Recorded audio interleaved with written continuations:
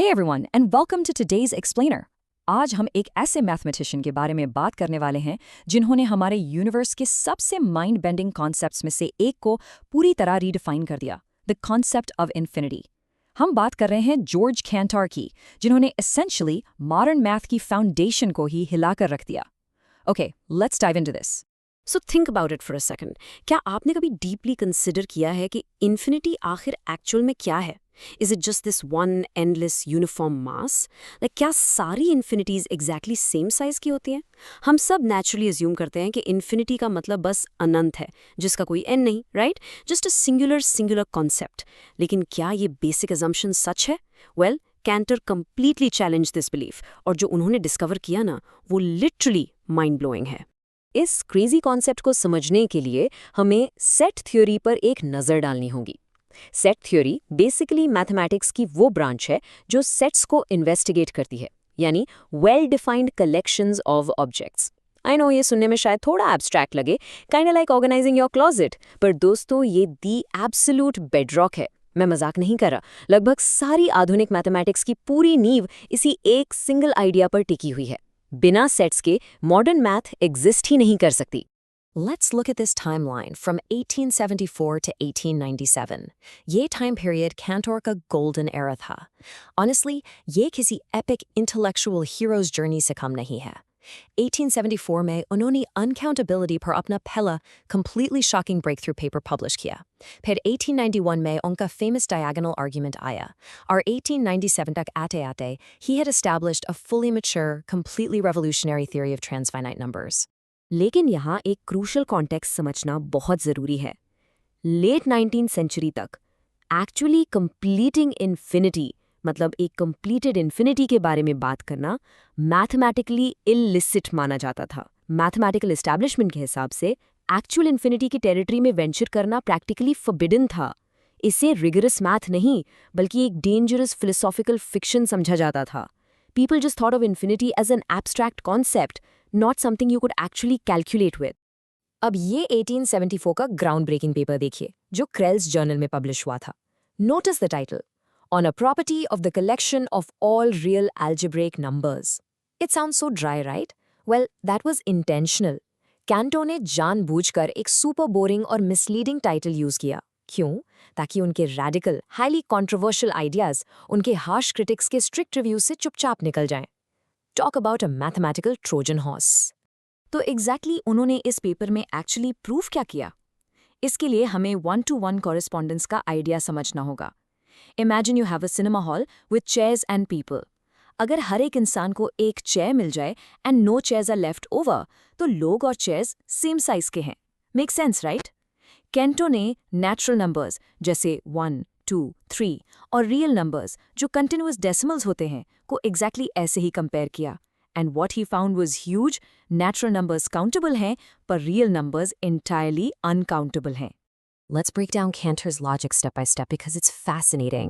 Step 1, उन्होंने हर एक real number को एक नेचुरल नंबर से मैच करने की कोशिश की, बेसिकली एक इन्फिनिट लिस्ट बनाने के लिए। Step 2, उन्होंने मैथमेटिकल रिगर के साथ डिस्कवर किया कि चाहे आप कैसी भी सीक्वेंस बना लें, हमेशा कुछ नए डेसिमल्स जादुई तरीके से बच जाते हैं जो उस लिस्ट में होते ही नहीं।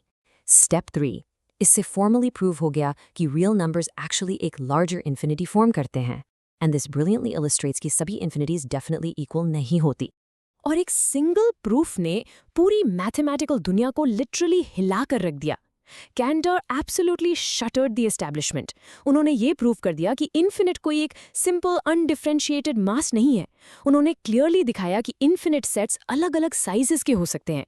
Effectively there are infinitely many different sizes of infinity. Guys, human thought की हिस्ट्री में ये एक massive earth shattering paradigm shift था। हमने इस रेवोल्यूशनरी काम को जस्टिफाई करने के लिए कैंटर को एक वाइटल फिलोसॉफिकल और मैथमेटिकल डिस्टिंक्शन बनाना पड़ा।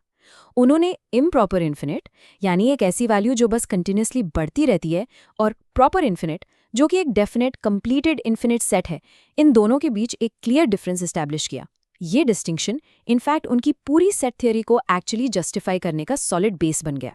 उसके बाद 1891 में आया उनका सबसे famous proof, the diagonal argument.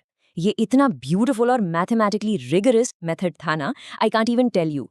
इसने फर्मली प्रूव किया कि किसी भी सेट का पावर सेट, यानी उसके अंदर बनने वाले हर पॉसिबल कॉम्बिनेशन का नया ग्रुप, वो हमेशा उस ओरिजिनल सेट से स्ट्रिक्टली बड़ा होता है।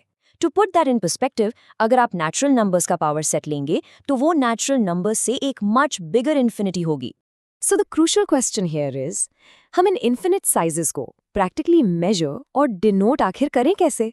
कैंटर ने इसके लिए एक नया सिंबल इंट्रोड्यूस किया, एलिफ नॉट। ये पहला ट्रांसफाइनाइट कार्डिनल नंबर है जो एसेंशियली नेचुरल नंबर्स की इन्फिनिटी को रिप्रेजेंट करता है। इस एक सिंगल सिंबल ने मैथमेटिशियंस को एक ब्रांड न्यू टूल दे दिया। नाउ वो इन इन्फिनिट साइजेस को मैथमेटिकली कैलकुलेट कर सकते थे इंस्टेड ऑफ जस्ट यूजिंग वेग वर्ड्स।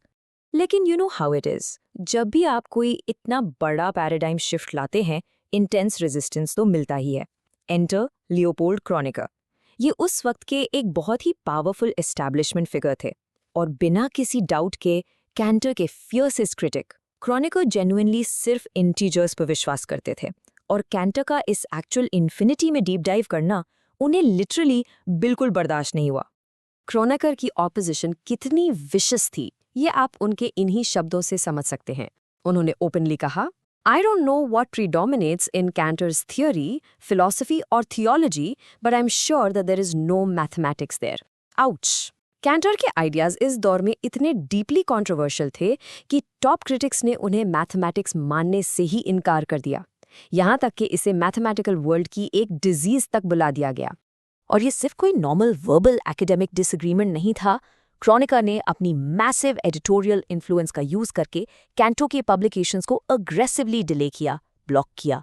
उन्होंने एक सिंपल एकेडमिक डिबेट को a high stakes battle for mathematical truth में बदल दिया। Just imagine that frustration. आपने यूनिवर्स का एक फंडामेंटल ट्रूथ ढूंढ निकाला हो और एकेडमिक इंस्टीट्यूशन अपना सारा पावर यूज करके आपको कंप्लीटली चुप करा रहा हो। लेकिन कैंटर आसानी से चुप बैठने वालों में से नहीं थे। उनका डिफाइंड, एक्सट्रीमली पावरफुल रिस्पॉन्स इस ब्रिलियंट कोट में परफेक्टली झलकता है। The essence of mathematics is exactly it's freedom. इस इंटेंस ऑप्रेसिव पुशबैक ने कैंटर को ब्रेक नहीं किया, बल्कि मजबूर किया कि वो अपनी सेट थ्योरी के फाउंडेशन को और भी रिगरसली डिफेंड करें। It became a vigorous fight for academic openness itself. तो अल्टीमेट बैटल में जीत किसकी हुई? आज कैंटर का इम्पैक्ट कंप्लीटली अनडिनाइबल है। हमारी पूरी मॉडर्न मैथमेटिक्स लिटरली उनकी सेट थ्योरी पर बिल्ट है। ज़र्मेलो-फ्रैंकल एक्सियम्स ले लीजिए, या टोपोलॉजी, एब्स्ट्रैक्ट अलजेब्रा के ग्रुप्स और रिंग्स, मेजर थ्योरी, यहाँ तक कि हमारी मॉडर्न कंप्यूटर साइंस की डेटा स्ट्रक्चर्स और एल्गोरिदम्स। लेट्स बी रियल, जिसके बिना शायद आपका स्मार्टफोन भी ठीक से काम न करे, वो सब कैंटर के इनफाइनाइट सेट्स के मैथ के बिना एग्जिस्ट ही नहीं कर सकते। क्रॉनिकर के वो हार्श वर्ड्स टाइम के साथ इवेंचुअली भुला दिए गए, लेकिन कैंटर के काम को लेजेंडरी मैथमेटिशियन डेविड हिल्बर्ट ने कुछ इस तरह डिस्क्राइब किया: the finest product of mathematical genius and one of the supreme achievements of purely intellectual human activity. Wow, ये कैंटर की इतनी लंबी स्ट्रगल और उनकी ब्रिलियंट हीरोज जर्नी का एक डीपली सैटिस्फाइंग अल्टीमेट विंडिकेशन था। He won, plain and simple. So, हम इस सारी माइंड बेंडिंग जर्नी से क्या अल्टीमेट टेकअवे ले सकते हैं? अगर ह्यूमन माइंड उस लिमिटलेस, अनसीन, इन्फिनिट को भी इतनी सक्सेसफुली मेजर और अंडरस्टैंड कर सकता है, तो इस यूनिवर्स को समझने की हमारी बाउंड्रीज आखिर हैं कहाँ? ये ह्यूमन इंटेलेक्ट की लिमिटलेस ब्यूटी है, isn't it? Something to really think about. कृपया इस वीडियो को लाइक करें, हमारे चैनल को सब्सक्राइब करें और इसे शेयर करें।